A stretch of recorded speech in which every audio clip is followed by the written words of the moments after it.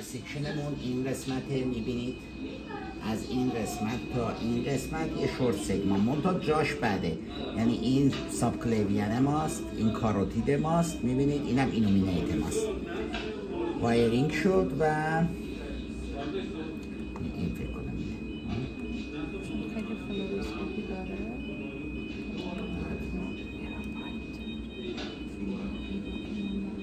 اون آخرشو میگیم.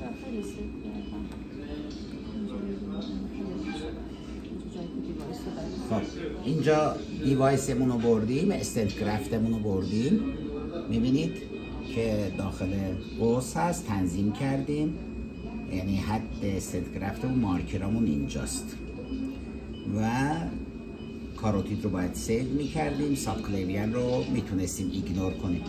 حالا بعدی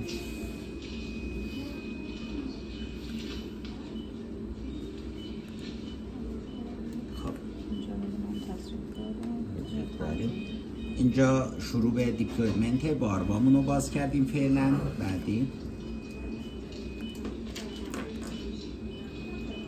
اینجا در حال دیپلوی هستیم، چیزا رو بیاریم که آخر سر دیپلوی کردیم. در حال دیپلویمنت. آره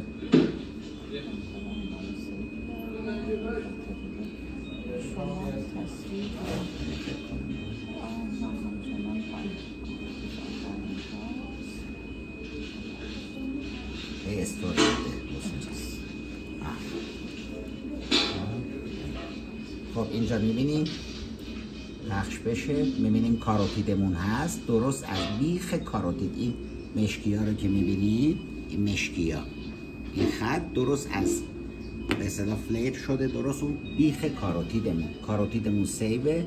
ساب کلیویانمون احتمالاً به قول خانم فرهادی موافقم از ورتبر داره پر میشه، ولی اندولیک نداریم، محلا کاور کردیم.